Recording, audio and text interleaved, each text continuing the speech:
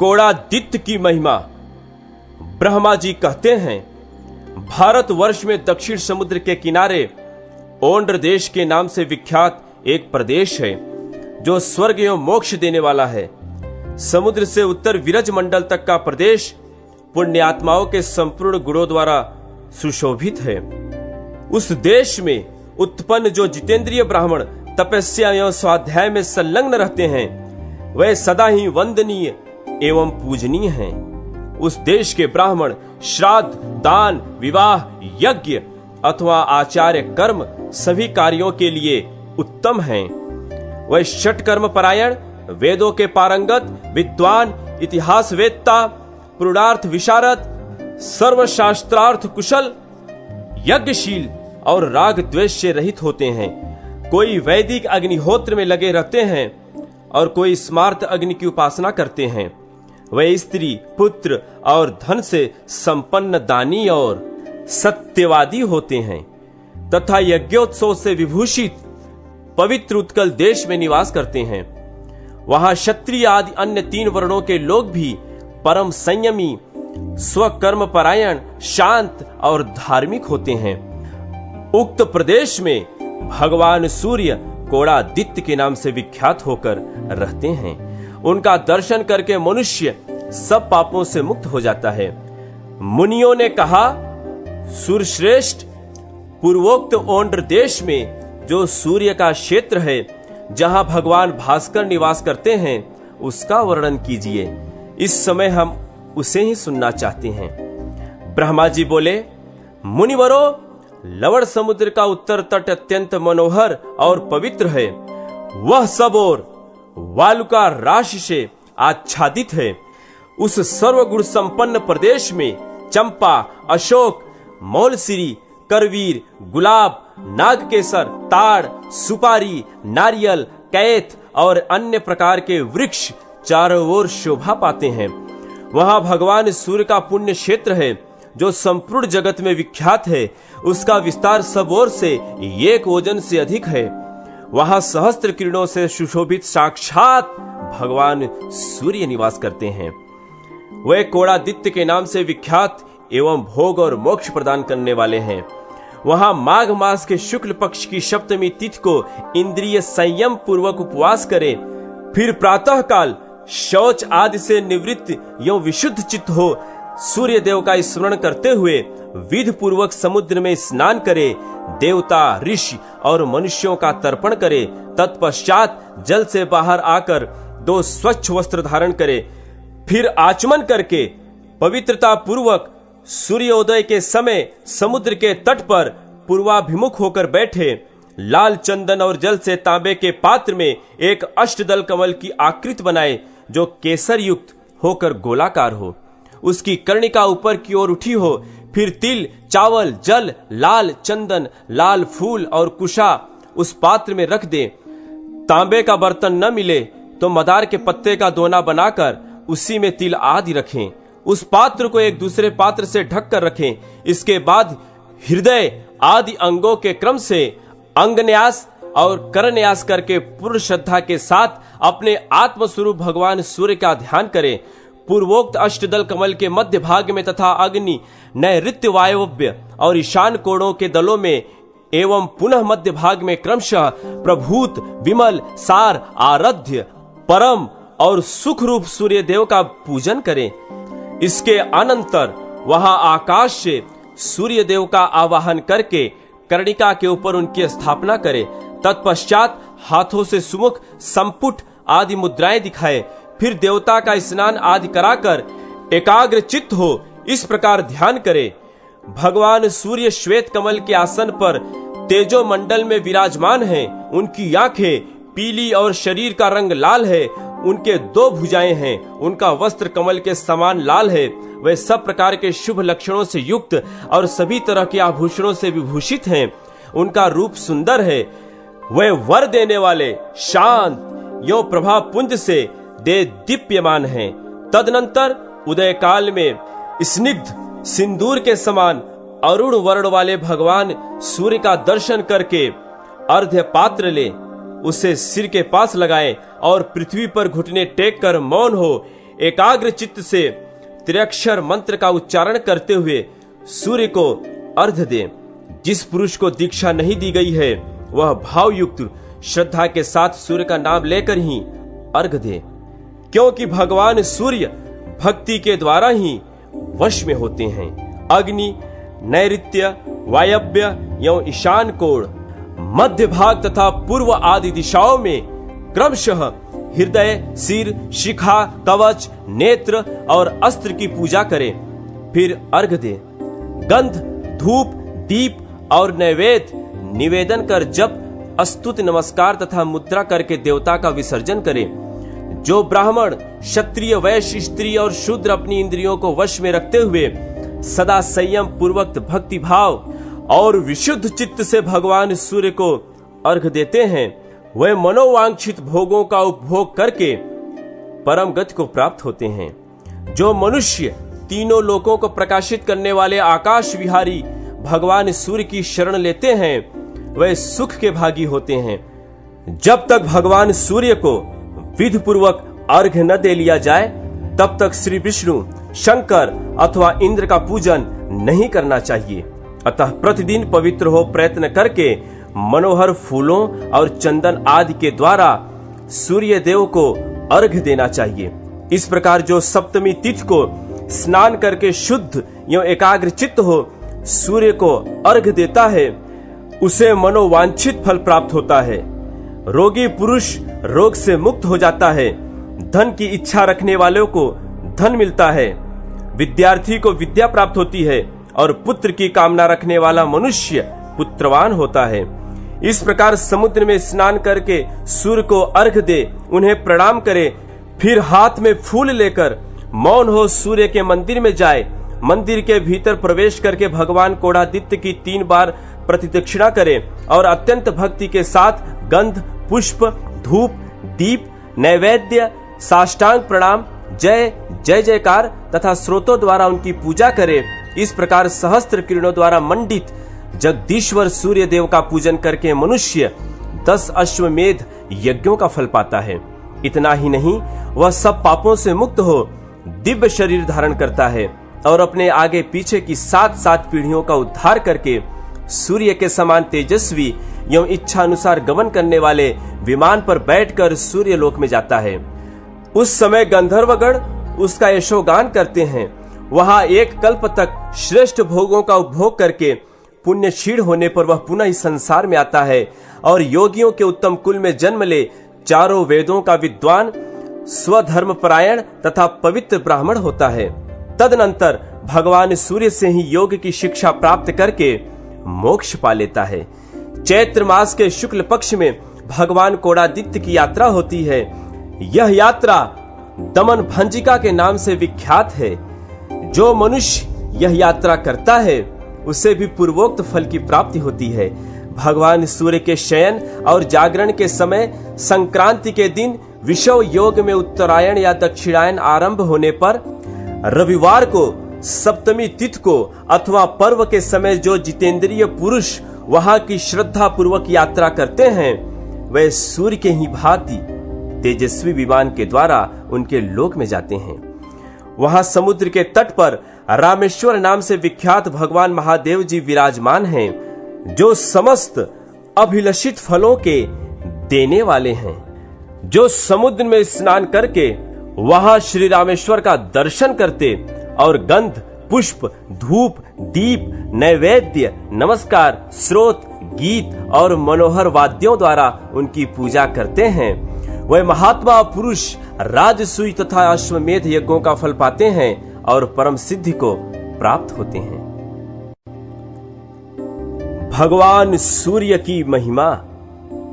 मुनियों ने कहा, सूर्यश्रेष्ठ, आपने भोग और मोक्ष प्रदान करने वाले भगवान भास्कर के उत्तम क्षेत्र का जो वर्णन किया है वह सब हम लोगों ने सुना। अब यह बताइए कि उनकी भक्ति कैसे की जाती है और वे किस प्रकार प्रसन्न होते हैं। इस समय यही सब सुनने की हमारी इच्छा है। ब्रह्मा जी बोले, मन के द्वारा इष्ट देव के प्रति जो भावना होती है उसे ही भक्ति और श्रद्धा कहते हैं। जो इष्ट देव की कथा सुनाता उनके भक्तों की पूजा करता तथा अग्नि की उपासना में संलग्न रहता है, वह सनातन भक्त है। जो इष्ट देव का चिंतन करता, उन्हीं में मन लगाता, उन्हीं की पूजा में रत रहता तथा उन्हीं के लिए कर्म करता है, वह निश्चय ही सनातन भक्त है। जो इष्ट देव के लिए किए जाने वाले कर्मों का अनुमोदन करता, उनके भक्तों में दोष नहीं देखता, अन्य देवता की निंदा नहीं करता, सूर्य के व्रत रखता तथा चलते चलते, ठहरते, सोते, सूंघते और आंखें खोलते बीचते समय भगवान भास्कर का स्मरण करता है, वह मनुष्य अधिक भक्त माना गया है। विज्ञ पुरुष को सदा ऐसी ही भक्ति करनी चाहिए। भक्ति, समाधि, स्तुति और मन से जो नियम किया जाता है और जो ब्राह्मण को दान दिया जाता है, उसे देवता, मनुष्य और पितर सभी ग्रहण करते हैं। पत्र, पुष्प, फल और जल जो कुछ भी भक्ति पूर्वक अर्पण किया जाता है, उसे देवता ग्रहण करते हैं, परंतु वे नास्तिकों की दी हुई वस्तु नहीं स्वीकार करते। नियम और आचार के साथ भाव शुद्धि का भी उपयोग करना चाहिए। हृदय के भाव को शुद्ध रखते हुए जो कुछ किया जाता है, वह सब सफल होता है। भगवान सूर्य के स्तवन, जप, उपहार, समर्पण, पूजन, उपवास और भजन से मनुष्य सब पापों से मुक्त हो जाता है। जो पृथ्वी पर मस्तक रखकर भगवान सूर्य को नमस्कार करता है, वह तत्काल सब पापों से छूट जाता है। इसमें तनिक भी संदेह नहीं है। जो मनुष्य भक्ति पूर्वक सूर्य देव की प्रदक्षिणा करता है, उसके द्वारा सातों द्वीपों सहित पृथ्वी की परिक्रमा हो जाती है। जो सूर्य देव को अपने हृदय में धारण करके केवल आकाश की प्रदक्षिणा करता है, उसके द्वारा निश्चय ही संपूर्ण देवताओं की परिक्रमा हो जाती है। जो षष्ठी या सप्तमी को एक समय भोजन करके नियम और व्रत का पालन करते हुए सूर्य देव का भक्ति पूर्वक पूजन करता है, उसे अश्वमेध यज्ञ का फल मिलता है। जो षष्ठी अथवा सप्तमी को दिन रात उपवास करके भगवान भास्कर का पूजन करता है, वह परम गति को प्राप्त होता है। जब शुक्ल पक्ष की सप्तमी को रविवार हो, उस दिन विजया सप्तमी हो, उसमें दिया हुआ दान महान फल देने वाला है। विजया सप्तमी को किया हुआ स्नान, दान, तप, होम और उपवास सब कुछ बड़े बड़े पातकों का नाश करने वाला है। जो मनुष्य रविवार के दिन श्राद्ध करते और महातेजस्वी सूर्य का यजन करते हैं, उन्हें अभीष्ट फल की प्राप्त होती है।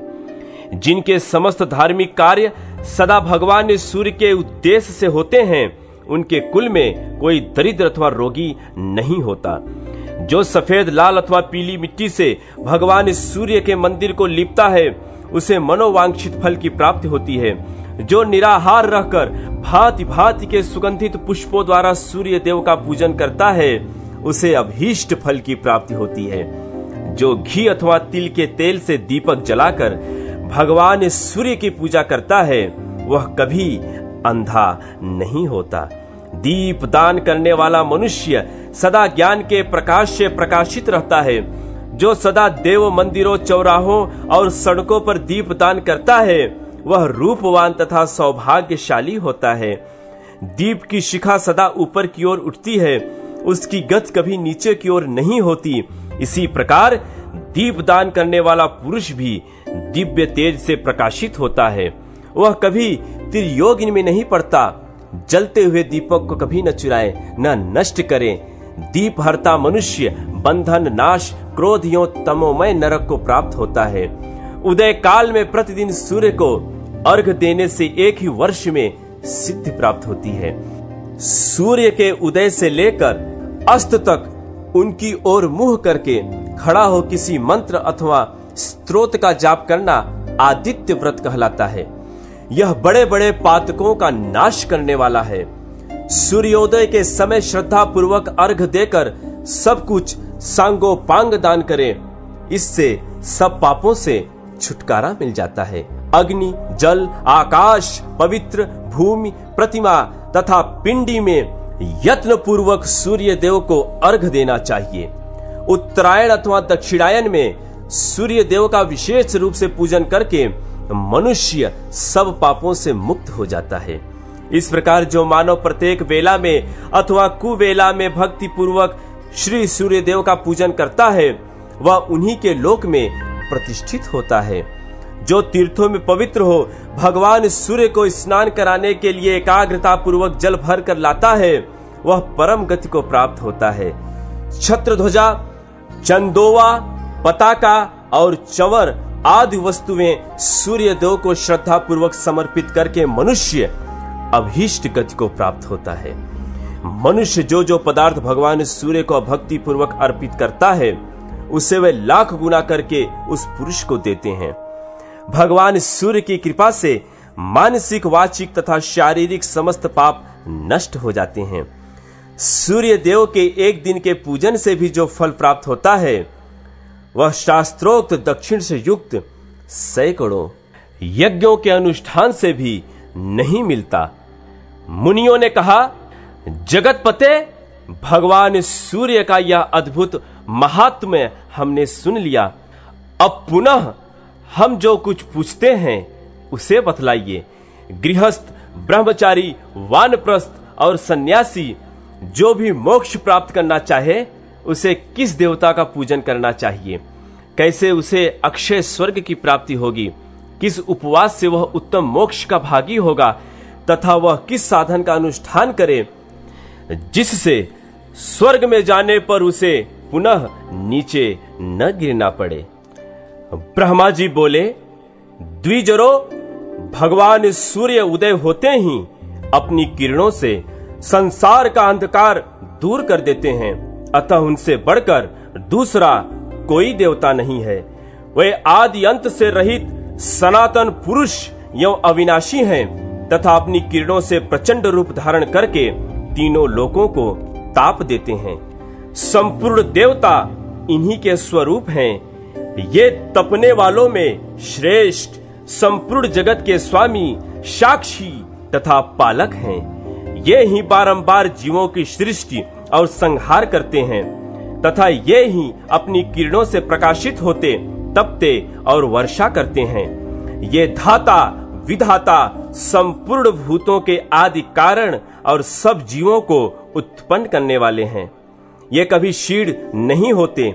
इनका मंडल सदा अक्षय बना रहता है। ये पितरों के भी पिता और देवताओं के भी देवता हैं। इनका स्थान ध्रुव माना गया है जहां से फिर नीचे नहीं गिरना पड़ता।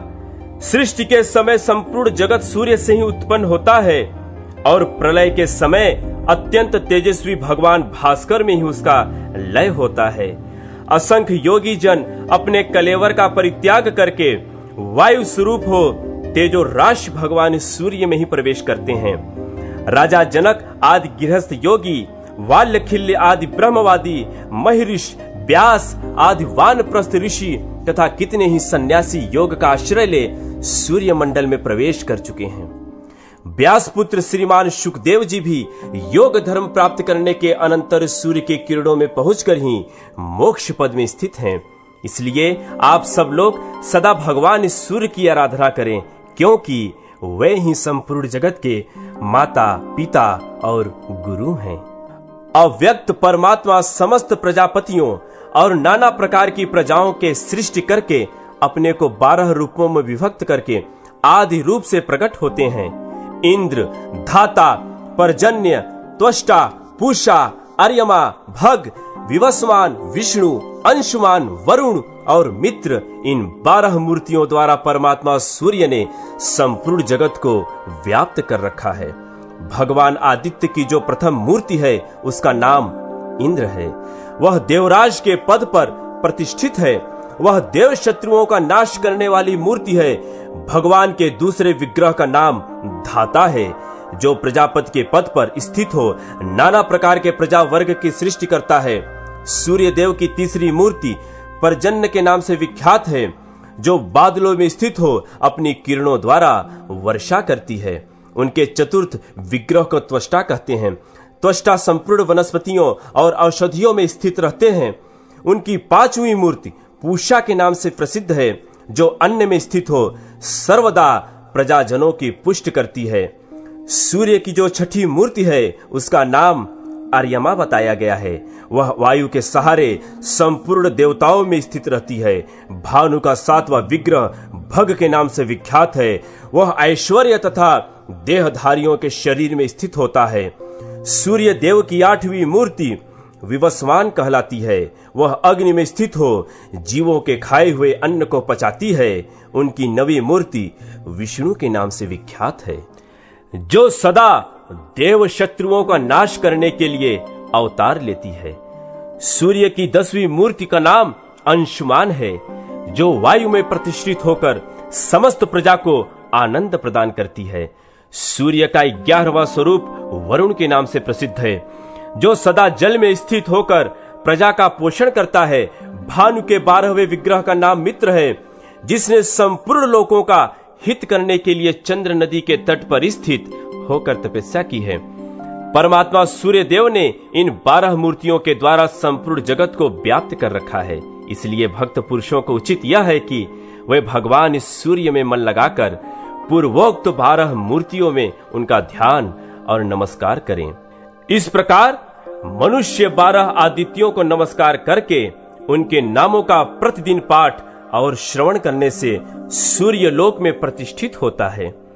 मुनियों ने पूछा, यदि ये सूर्य सनातन आदि देव हैं, तो इन्होंने वर पाने की इच्छा से प्राकृत मनुष्यों की भांति तपस्या क्यों की? ब्रह्मा जी बोले, ब्राह्मणों, यह सूर्य का परम गोपनीय रहस्य है। पूर्व काल में मित्र देवता ने महात्मा नारद को जो बात बतलाई थी, वही मैं आपसे कह रहा हूं। एक समय की बात है, अपनी इंद्रियों को वश में रखने वाले महायोगी नारद जी मेरुगिरी की शिखर से गंधमादन नामक पर्वत पर उतरे और संपूर्ण लोकों में विचरते हुए उस स्थान पर आए जहां मित्र देवता तपस्या करते थे। उन्हें तपस्या में संलग्न देख नारद जी के मन में कौतूहल हुआ।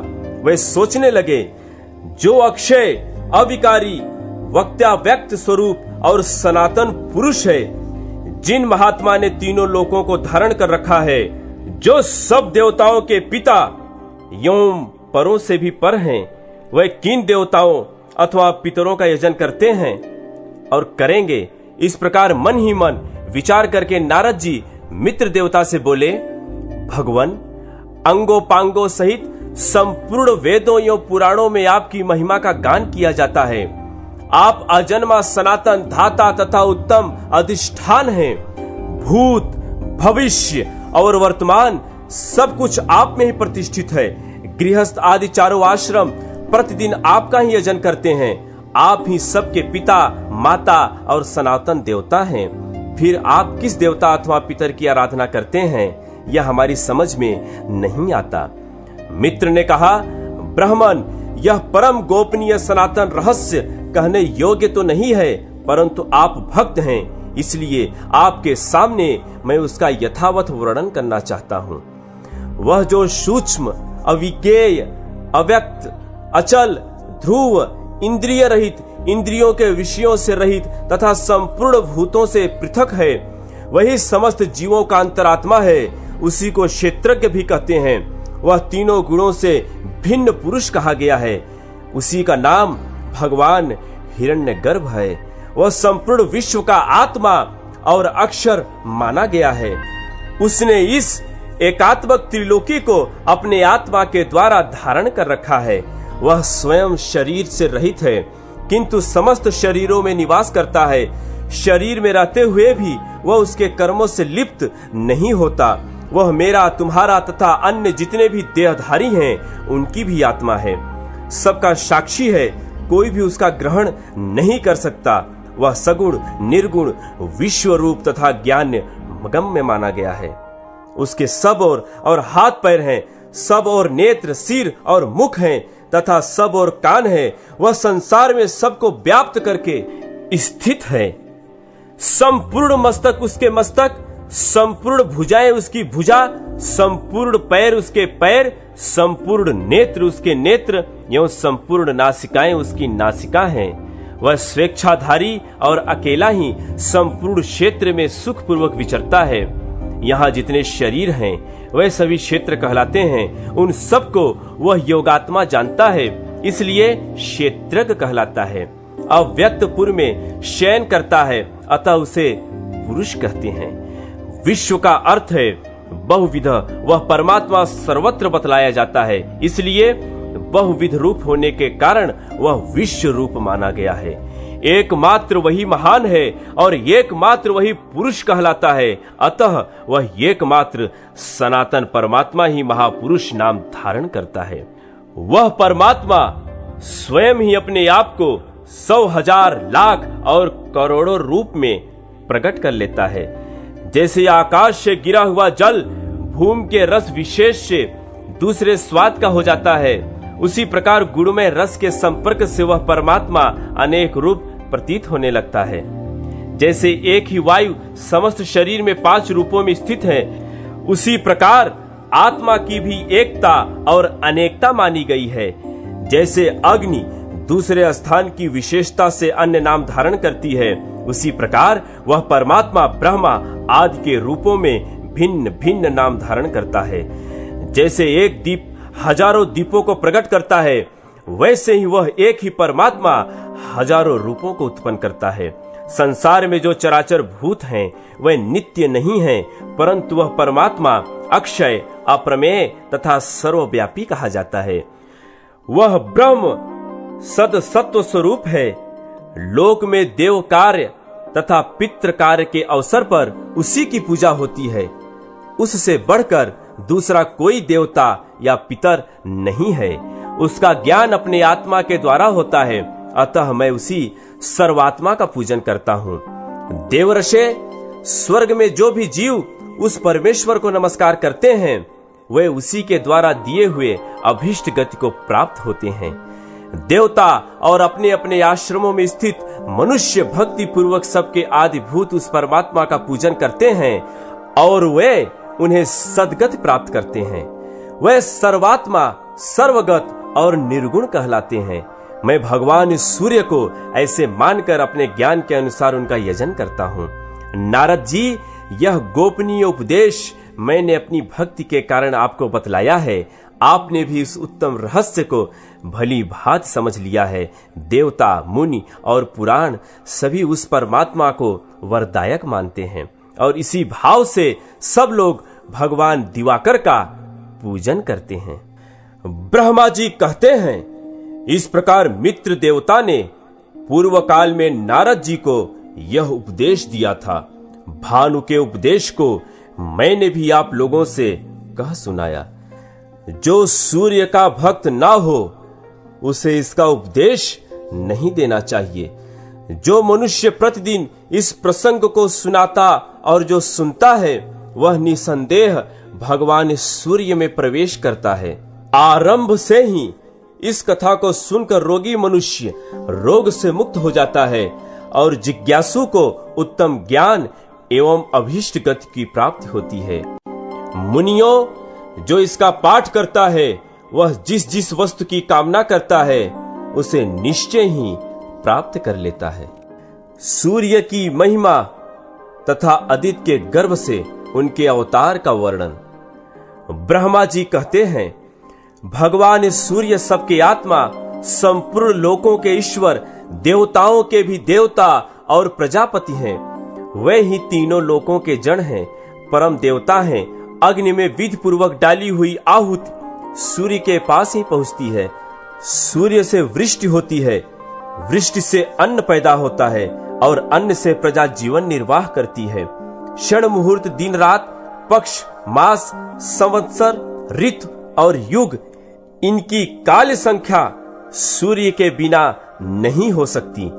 काल का ज्ञान हुए बिना न कोई नियम चल सकता है और न ही अग्निहोत्र आदि ही हो सकते हैं। सूर्य के बिना ऋतुओं का विभाग भी नहीं होगा और उसके बिना वृक्षों में फल और फूल कैसे लग सकते हैं, खेती कैसे पक सकती है और नाना प्रकार के अन्न कैसे उत्पन्न हो सकते हैं। उस दशा में स्वर्गलोक तथा भूलोक में जीवों का व्यवहार का भी लोप हो जाएगा। आदित्य, सविता, सूर्य, मिहिर, अर्क, प्रभाकर, मार्तंड, भास्कर, भानु, चित्रभानु, दिवाकर तथा रवि, इन 12 सामान्य नामों के द्वारा भगवान सूर्य का ही बोध होता है। विष्णु, धाता, भग, पूषा, मित्र, इंद्र, वरुण, अर्यमा, विवस्वान, अंशुमान, त्वष्टा तथा पर्जन्य, ये 12 सूर्य पृथक पृथक माने गए हैं। चैत्र मास में विष्णु, वैशाख में अर्यमा, ज्येष्ठ में विवस्वान, आषाढ़ में अंशुमान, श्रावण में पर्जन्य, भादो में वरुण, आश्विन में इंद्र, कार्तिक में धाता, अगह में मित्र, पौष में पूषा, माघ में भग और फाल्गुन में त्वष्टा नामक सूर्य तपते हैं। इस प्रकार यहाँ एक ही सूर्य के 24 नाम बताए गए हैं। इनके अतिरिक्त और भी हजारों नाम विस्तार पूर्वक कहे गए हैं। मुनियों ने पूछा, प्रजापते, जो 1000 नामों के द्वारा भगवान सूर्य की स्तुति करते हैं, उन्हें क्या पुण्य होता है तथा उनकी कैसी गति होती है? ब्रह्मा जी बोले, मुनिवरों, मैं भगवान सूर्य का कल्याण में सनातन स्त्रोत कहता हूं, जो सब स्तुतियों का सारभूत है। इसका पाठ करने वाले को सहस्त्र नामों की आवश्यकता नहीं रह जाती। भगवान भास्कर के जो पवित्र, शुभ एवं गोपनीय नाम हैं, उन्हीं का वर्णन करता हूं, सुनो। विकर्तन, विवस्वान, मार्तंड, भास्कर, रवि, लोक प्रकाशक, श्रीमान, लोकचक्ष, महेश्वर, लोक साक्षी, त्रिलोकेश, कर्ता, हर्ता, तमिस्त्रहा, तपन, तापन, शुच, सप्तश्वाहन, गभस्तिहस्त, ब्रह्मा और सर्वदेव नमस्कृत। इस प्रकार 21 नामों का यह स्रोत भगवान सूर्य को सदा प्रिय है। यह शरीर को निरोग बनाने वाला, धन की वृद्धि करने वाला और यश फैलाने वाला स्रोत राज है। इसकी 3 लोकों में प्रसिद्धि है। द्विजरों, जो सूर्य के उदय और अस्त काल में दोनों संध्याओं के समय इस स्रोत के द्वारा भगवान सूर्य की स्तुति करता है, वह सब पापों से मुक्त हो जाता है। भगवान सूर्य के समीप एक बार भी इसका जप करने से मानसिक, वाचिक, शारीरिक तथा कर्मजनित सब पाप नष्ट हो जाते हैं। अतः ब्राह्मणों, आप लोग यत्न पूर्वक संपूर्ण अभिलषित फलों के देने वाले भगवान सूर्य का इस स्तोत्र के द्वारा स्तवन करें। मुनियों ने पूछा, भगवान, आपने भगवान सूर्य को निर्गुण एवं सनातन देवता बतलाया है, फिर आपके ही मुंह से हमने यह भी सुना है कि वह 12 स्वरूपों में प्रकट हुए। वह तेज की राशि और महान तेजस्वी होकर किसी स्त्री के गर्भ में कैसे प्रकट हुए? इस विषय में हमें बड़ा संदेह है। ब्रह्मा जी बोले, प्रजापति दक्ष की 60 कन्याएं हुई, जो श्रेष्ठ और सुंदरी थी। उनके नाम अदिति, दिति, दनु और विनता आदि थे। उनमें से 13 कन्याओं का विवाह दक्ष ने कश्यप जी से किया था। अदिति ने तीनों लोकों के स्वामी देवताओं को जन्म दिया। दिति से दैत्य और दनु से बालाभिमानी भयंकर दानव उत्पन्न हुए। विनता आदि अन्य स्त्रियों ने भी स्थावर जंगम भूतों को जन्म दिया। इन दक्ष सुताओं के पुत्र, पौत्र और दौहित्र आदि के द्वारा यह संपूर्ण जगत व्याप्त हो गया। कश्यप के पुत्रों में देवता प्रधान हैं, वे सात्विक हैं। इनके अतिरिक्त दैत्य आदि राजस और तामस हैं। देवताओं को यज्ञ का भागी बनाया गया है, परंतु दैत्य और दानव उनसे शत्रुता रखते हैं। अतः वे मिलकर उन्हें कष्ट पहुंचाने लगे। माता अदिति ने देखा, दैत्यों और दानवों ने मेरे पुत्रों को अपने स्थान से हटा दिया और सारी त्रिलोकी नष्ट प्राय कर दी। तब उन्होंने भगवान सूर्य की आराधना के लिए महान प्रयत्न किया। वह नियमित आहार करके कठोर नियम का पालन करती हुई एकाग्र चित्त हो आकाश में स्थित तेजो राशि भगवान भास्कर का स्तवन करने लगी। अदिति बोली, भगवान, आप अत्यंत सूक्ष्म, परम पवित्र और अनुपम तेज धारण करते हैं। तेजस्वियों के ईश्वर, तेज के आधार तथा सनातन देवता हैं, आपको नमस्कार है। गोपते, जगत का उपकार करने के लिए मैं आपकी स्तुति आपसे प्रार्थना करती हूं। प्रचंड रूप धारण करते समय आपकी जैसी आकृति होती है उसको मैं प्रणाम करती हूं। क्रमशः 8 मास तक पृथ्वी के जल रूप रस को ग्रहण करने के लिए आप जिस अत्यंत तीव्र रूप को धारण करते हैं उसे मैं प्रणाम करती हूं। आपका वह स्वरूप अग्नि और सोम से संयुक्त होता है। आप गुणात्मा को नमस्कार करती हूं। विभावसो, आपका जो रूप ऋक, यजुष और साम की एकता से त्रिय संगक इस विश्व के रूप में तपता है उसको नमस्कार है। सनातन, उससे भी परे, जो ओम नाम से प्रतिपादित स्थूल एवं सूक्ष्म रूप निर्मल स्वरूप है उसको मेरा प्रणाम है। ब्रह्मा जी कहते हैं, इस प्रकार बहुत दिनों तक आराधना करने पर भगवान सूर्य ने दक्ष कन्या अदिति को अपने तेजोमय स्वरूप का प्रत्यक्ष दर्शन कराया। अदिति बोली, जगत आदि के कारण भगवान सूर्य आप मुझ पर प्रसन्न हो। गोपते, मैं आपको भली भांति देख नहीं पाती। दिवाकर, आप ऐसी कृपा करें जिससे मुझे आपके रूप का भली भांति दर्शन हो सके। भक्तों पर दया करने वाले प्रभो, मेरे पुत्र आपके भक्त हैं, आप उन पर कृपा करें। तब भगवान भास्कर ने अपने सामने पड़ी हुई देवी को स्पष्ट दर्शन देकर कहा, देवी, आपकी जो इच्छा हो उसके अनुसार मुझसे कोई एक वर मांग ले। अदिति बोली, देव, आप प्रसन्न हो। अधिक बलवान दैत्यों और दानवों ने मेरे पुत्रों के हाथ से त्रिलोकी का राज्य और यज्ञ भाग छीन लिए हैं। गोपते, उन्हीं के लिए आप मेरे ऊपर कृपा करें। अपने अंश से मेरे पुत्रों के भाई होकर आप उनके शत्रुओं का नाश करें। भगवान सूर्य ने कहा, देवी, मैं अपने 1000वें अंश से तुम्हारे गर्भ का बालक होकर प्रकट होऊंगा और तुम्हारे पुत्रों के शत्रुओं का नाश करूंगा। यों कहकर भगवान भास्कर अंतर्धान हो गए और देवी अदिति भी अपना समस्त मनोरथ सिद्ध हो जाने के कारण तपस्या से निवृत्त हो गई। तत्पश्चात वर्ष के अंत में देव माता अदिति की इच्छा पूर्ण करने के लिए भगवान सविता ने उनके गर्भ से निवास किया। उस समय देवी अदिति यह सोचकर कि मैं पवित्रता पूर्वक ही इस दिव्य गर्भ को धारण करूंगी, एकाग्र चित्त होकर कृक्ष और चंद्रायण आदि व्रतों का पालन करने लगी। उनका यह कठोर नियम देखकर कश्यप जी ने कुछ कुपित होकर कहा, तू नित्य उपवास करके गर्भ के बच्चों को क्यों मारे डालती है? तब वे रुष्ट होकर बोली, देखिए, यह रहा गर्भ का बच्चा, मैंने इसे नहीं मारा है, यही अपने शत्रुओं को मारने वाला होगा। यों कहकर देव माता ने उसे उसी समय उस गर्भ का प्रसव किया। वह उदयकालीन सूर्य के समान तेजस्वी अंडाकार गर्भ सहसा प्रकाशित हो उठा।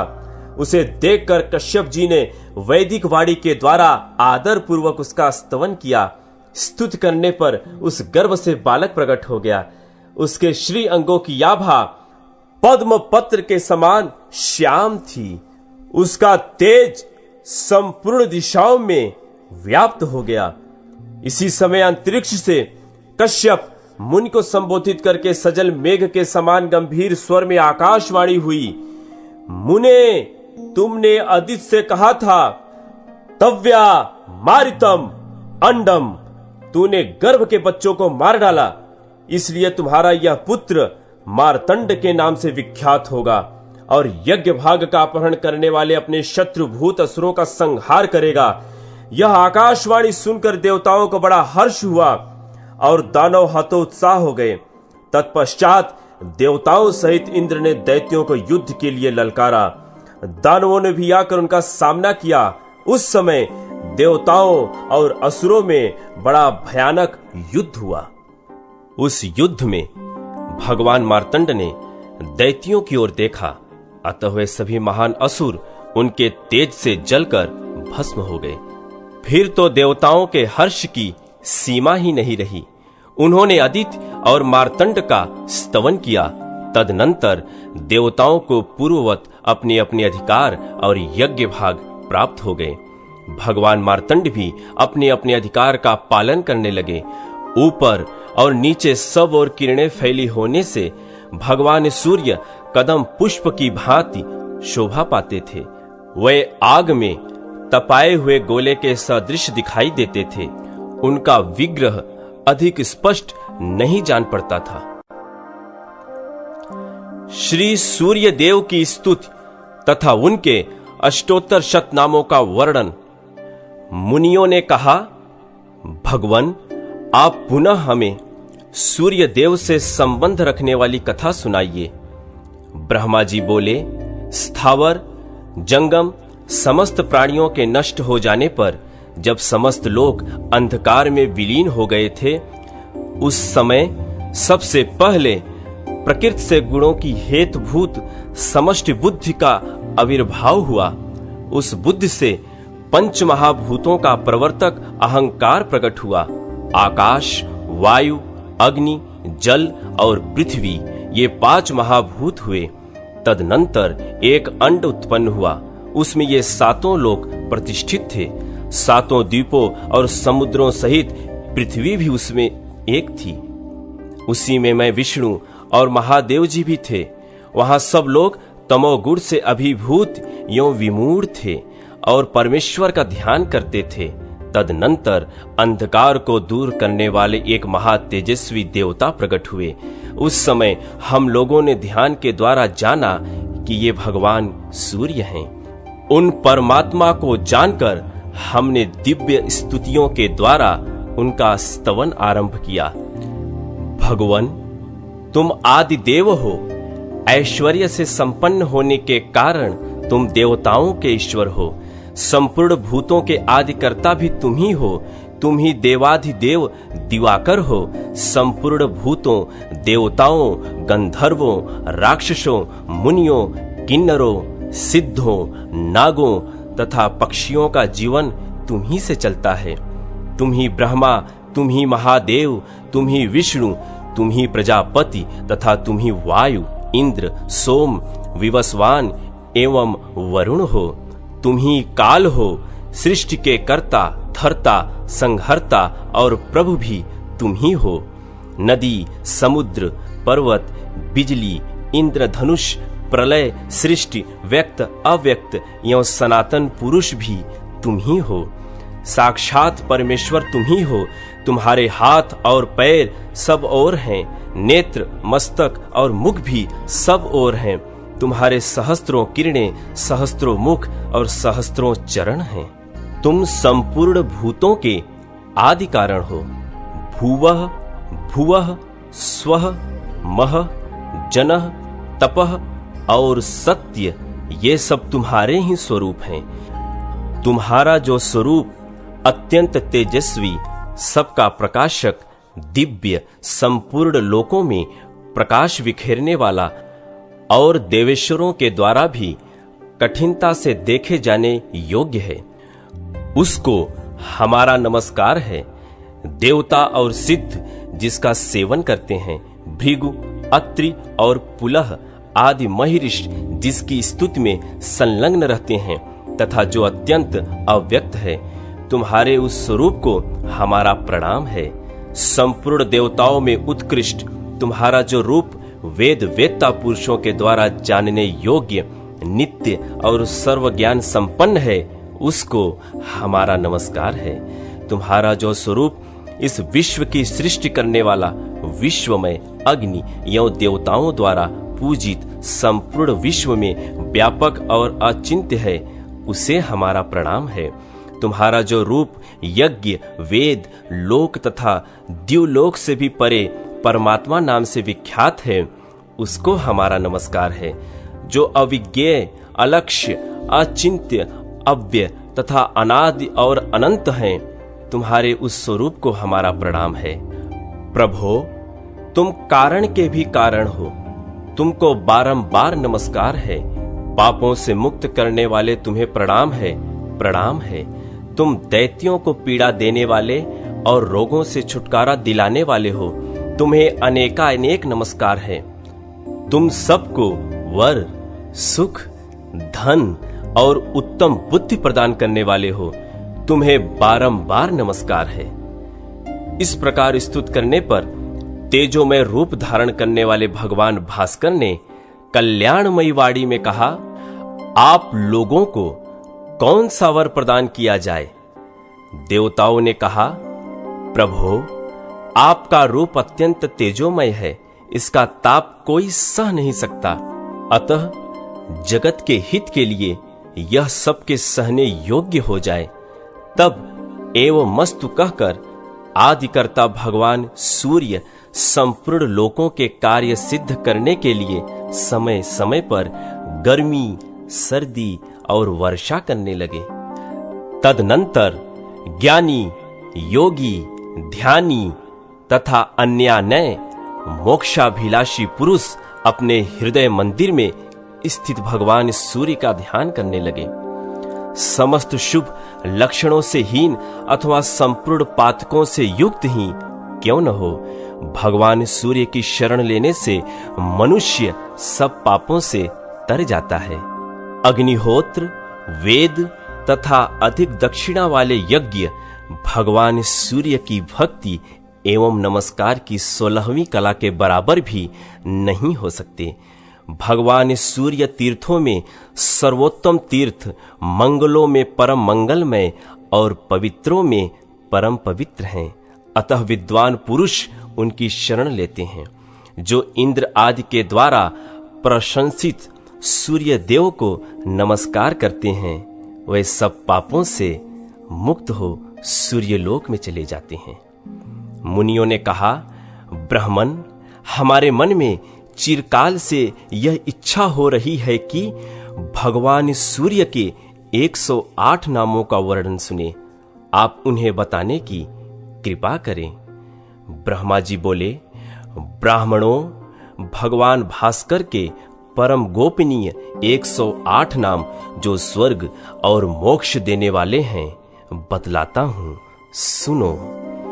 ओम सूर्य, अर्यमा, भग, त्वष्टा, पूषा, अर्क, सविता, रवि, गभस्तिमान, अज, काल, मृत्यु, धाता, प्रभाकर, पृथ्वी, आप, तेज, ख, वायु, परायण, सोम, बृहस्पति, शुक्र, बुध, अंगारक, इंद्र, विवस्वान, दीप्तांशु, शुच, सौर्य, शनेश्चर, ब्रह्मा, विष्णु, रुद्र, स्कंद, वैश्रवण, यम, वैद्युत, अग्नि, जाठराग्नि, ऐंधन, अग्नि, तेजःपति, धर्मध्वज, वेदकर्ता, वेदांग, वेदवाहन, कृत, त्रेता, द्वापर, कलि, सर्वमराश्रय, कला, काष्ठा, मुहूर्त, शपा, याम, क्षण, संवंत सर्कर, अश्चथ्य, काल चक्र, विभावसु, पुरुष, शाश्वत, योगी, व्यक्ताव्यक्त, सनातन, कालाध्यक्ष, प्रजाध्यक्ष, विश्वकर्मा, तमोनुद, वरुण, सागर, अंश, जीमूत, जीवन, अरिहा, शत्रुओं का नाश करने वाले, भूताश्रय, भूतपति, सर्वलोक नमस्कृत, सृष्टा, संवर्तक, अग्नि, सर्वादि, अलोलुप, अनंत, कपिल, भानु, कामद, सर्वोत्मुख, जय, विशाल, वरद, सर्वभूत, निषेवित, मन, सुपर्ण, भूतादि, शीघ्रग, प्राणधारण, धनवंतरी, धूमकेतु, आदिदेव, अदितिपुत्र, द्वादशात्मा, रवि, दक्ष, पिता, माता, पितामह, स्वर्गद्वार, प्रजाद्वार, मोक्षद्वार, त्रिविष्टप, देहकर्ता, प्रशांतामा, विश्वात्मा, विश्वतोमुख, चराचरात्मा, सूक्ष्मात्मा, मैत्रेय तथा करुणान्वित, ये अमित तेजस्वी एवं कीर्तन करने योग्य भगवान सूर्य के 108 सुंदर नाम मैंने बताए हैं, जो मनुष्य देवश्रेष्ठ भगवान सूर्य के इस स्तोत्र का शुद्ध एवं एकाग्र चित्त से कीर्तन करता है, वह शोक रूपी दावानल के समुद्र से मुक्त हो जाता है और मनोवांछित भोगों को प्राप्त कर लेता है। पार्वती देवी की तपस्या, वरदान प्राप्ति तथा उनके द्वारा ग्राह के मुख से ब्राह्मण बालक का उद्धार। मुनियों ने पूछा, प्रभो, दक्ष कन्या सती ने क्रोधवश पूर्व शरीर का परित्याग करके फिर गिरिराज हिमालय के घर में कैसे जन्म लिया? महादेव जी के साथ उनका संयोग कैसे हुआ तथा उस दंपत्ति में वार्तालाप किस प्रकार हुआ? ब्रह्मा जी बोले, मुनिवरों, पार्वती और महादेव जी की पवित्र कथा पापों को नाश करने वाली और संपूर्ण कामनाओं को देने वाली है। उसे कहता हूं, सुनो। एक समय की बात है, महर्षि कश्यप हिमवान के घर पर पधारे। उस समय हिमवान ने पूछा, मुने, किस उपाय से मुझे अक्षय लोक की प्राप्ति होगी, मेरी अधिक प्रसिद्धि होगी और सत्य पुरुषों में मैं पूजनीय समझा जाऊंगा? कश्यप ने कहा, महाबाहो, उत्तम संतान होने से यह सब कुछ प्राप्त हो जाता है। ब्रह्मा और ऋषियों सहित मेरी प्रसिद्धि तो केवल संतान के ही कारण है। अतः गिरिराज, तुम घोर तपस्या करके गुणवान संतान श्रेष्ठ कन्या उत्पन्न करो। ब्रह्मा जी कहते हैं, कश्यप जी के यों कहने पर गिरिराज हिमालय ने नियम में स्थित होकर ऐसी तपस्या की जिसकी कहीं तुलना नहीं की जा सकती। उस तपस्या से मुझे बड़ा संतोष हुआ। तब मैंने उनके पास जाकर कहा, उत्तम व्रत के पालन करने वाले गिरिराज, अब मैं तुम्हारी इस तपस्या से संतुष्ट हूं। तुम इच्छानुसार वर मांगो। हिमालय ने कहा, भगवान, मैं सब गुणों से सुशोभित संतान चाहता हूं। यदि आप मुझ पर संतुष्ट हैं तो ऐसा ही वर दीजिए। गिरिराज की यह बात सुनकर मैंने उन्हें मनोवांछित वर देते हुए कहा, शैलेंद्र, इस तपस्या के प्रभाव से तुम्हारे कन्या उत्पन्न होगी, जिससे तुम सर्वोत्तर उत्तम कीर्ति प्राप्त करोगे। तुम्हारे यहां कोटि कोटि तीर्थवास करेंगे। तुम संपूर्ण देवताओं से पूजित होगे तथा अपने पुण्य से देवताओं को भी पावन बनाओगे। तदनंतर गिरिराज ने समयानुसार अपनी पत्नी मैना के गर्भ से अपर्णा नाम की एक कन्या उत्पन्न की। अपर्णा बहुत समय तक निराहार रही। उसे उपवास से रोकते हुए माता ने कहा, बेटी माँ, ऐसा मत करो। उस समय वह मातृ स्नेह से दुखित हो रही थी। माता के यों कहने पर कठोर तपस्या करने वाली पार्वती देवी उमा नाम से ही संसार में प्रसिद्ध हुई। पार्वती की तपस्या से तीनों लोग संतप्त हो उठे। तब मैंने उससे कहा, देवी, क्यों इस कठोर तपस्या से तुम संपूर्ण लोगों को संताप दे रही हो? कल्याणी, तुम ही ने इस संपूर्ण जगत की सृष्टि की है। स्वयं ही इससे रचकर अब इसका विनाश न करो। जगन्माता, तुम अपने तेज से संपूर्ण लोकों को धारण करती हो।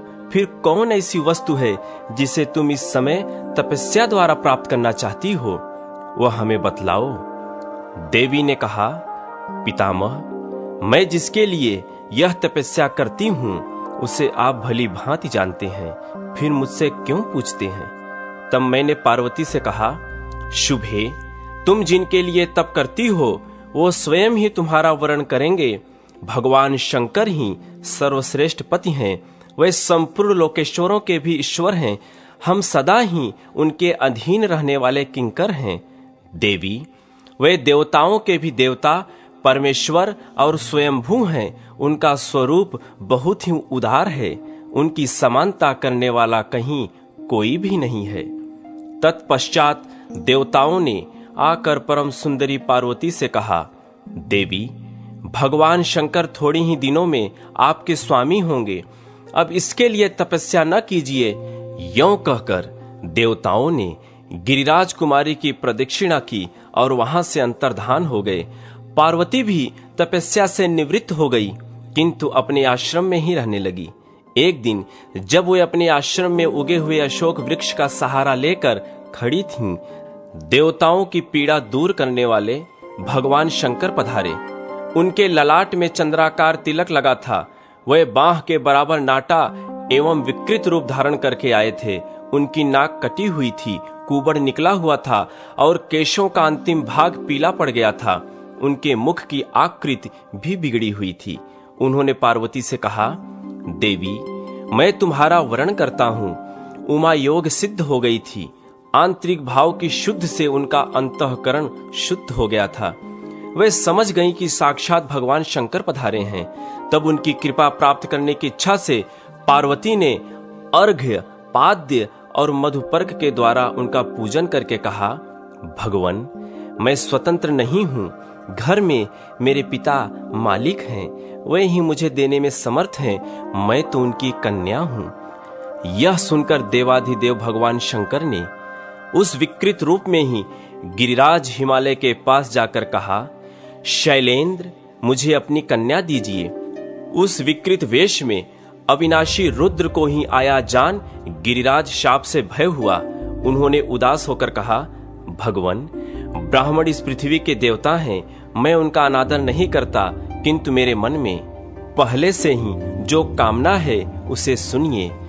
मेरी पुत्री का स्वयंवर होगा, उसमें वह जिसका वरण करेगी वही उसका पति होगा। हिमालय की यह बात सुनकर भगवान शंकर ने देवी के पास आकर कहा, तुम्हारे पिता ने स्वयंवर होने की बात कही है, उसमें तुम जिसका वरण करोगी वही तुम्हारा पति होगा। उस समय किसी रूपवान को छोड़कर तुम मुझ जैसे अयोग्य का वरण कैसे करोगी?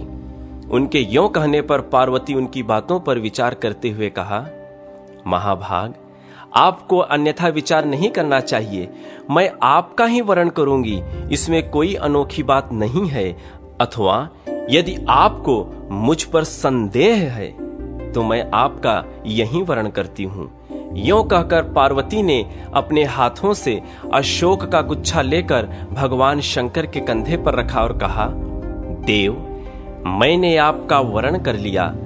भगवती पार्वती के इस प्रकार वरण करने पर भगवान शंकर ने उस अशोक वृक्ष को अपनी वाड़ी से सजीव करते हुए उससे कहा, अशोक, तुम्हारे परम पवित्र गुच्छे से मेरा वरण हुआ है, इसलिए तुम जरावस्था से रहित एवं अमर रहोगे। तुम जैसा चाहोगे वैसा रूप धारण कर सकोगे। तुम में इच्छा अनुसार फूल लगेंगे। तुम सब कामनाओं को देने वाले सब प्रकार के आभूषण रूप फूल और फलों से संपन्न एवं मेरे अत्यंत प्रिय होगे। तुम में सब प्रकार की सुगंध होगी तथा तुम देवताओं के अधिक प्रिय बने रहोगे। यों कहकर जगत की सृष्टि और संपूर्ण भूतों का पालन करने वाले भगवान शंकर हिमालय कुमारी उमा से विदा ले वहीं अंतर्धान हो गए। उनके चले जाने पर पार्वती देवी भी उन्हीं की ओर मन लगाए एक शिला पर बैठ गई। इसी समय देवाधिदेव शिव स्वयं लीला करने के लिए ब्राह्मण बालक का रूप धारण कर निकटवर्ती सरोवर में प्रकट हुए। उस समय उन्हें ग्राह ने पकड़ रखा था। वे बोले, हाय, ग्राह से पकड़े जाने के कारण मैं अचेत हो रहा हूँ, कोई हो तो मुझे आकर बचाए। पीड़ित ब्राह्मण की वह पुकार सुनकर कल्याणमयी देवी पार्वती सहसा उठ खड़ी हुई और उस स्थान पर गई जहां वह ब्राह्मण बालक खड़ा था। वहां पहुंचकर चंद्रमुखी देवी ने देखा एक बहुत सुंदर बालक ग्राह के मुख में पड़ा थरथर कांप रहा है। ग्राह के खींचने पर वह तेजस्वी बालक बड़ा आर्तनाद करता था। उस ग्राहग्रस्त बालक को देखकर देवी उमा दुख से आतुर हो उठी और बोली, ग्राहराज, यह अपने पिता माता का एक ही बालक है, इसे शीघ्र छोड़ दो। ग्राह ने कहा, देवी, छठे दिन पर जो सबसे पहले मेरे पास आ जाता है उसी को विधाता ने मेरा आहार निश्चित किया है। महाभागे, यह बालक आज छठे दिन ब्रह्मा जी से प्रेरित होकर मेरे पास आया है, अतः मैं इसे किसी प्रकार भी नहीं छोड़ूंगा। देवी बोली, ग्राहराज, मैंने हिमालय के शिखर पर जो उत्तम तपस्या की है उसका पुण्य लेकर इस बालक को छोड़ दो, मैं तुम्हें नमस्कार करती हूँ।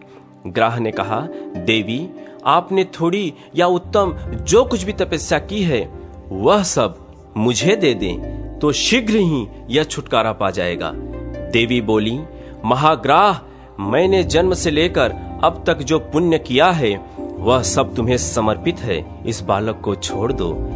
देवी कितना कहते ही उनकी तपस्या से विभूषित हो वह ग्राह दोपहर के सूर्य की भांति तेज से प्रज्वलित हो उठा। उस समय उसकी ओर देखना कठिन हो रहा था। ग्राह ने संतुष्ट होकर विश्व को धारण करने वाली देवी से कहा, महाव्रते, तुमने यह क्या किया? भली भांति सोचकर देखो, यह सही है कि गलत है।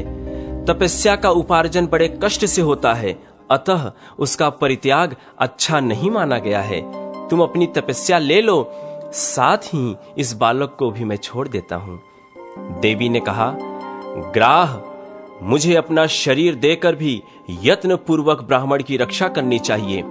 तपस्या तो मैं फिर कर सकती हूं, किंतु यह ब्राह्मण पुनः नहीं मिल सकता। महाग्राह, मैंने भली भांति सोचकर तपस्या के द्वारा बालक को छुड़ाया है।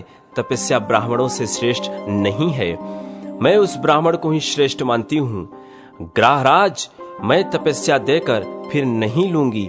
कोई मनुष्य भी अपनी दी हुई वस्तु वापस नहीं लेता, अतः यह तपस्या तुम में ही सुशोभित हो, इस बालक को छोड़ दो। पार्वती की यों कहने पर सूर्य के समान प्रकाशित होने वाले ग्राह ने उनकी प्रशंसा की, उस बालक को छोड़ दिया और देवी को नमस्कार करके वहीं अंतर्धान हो गया।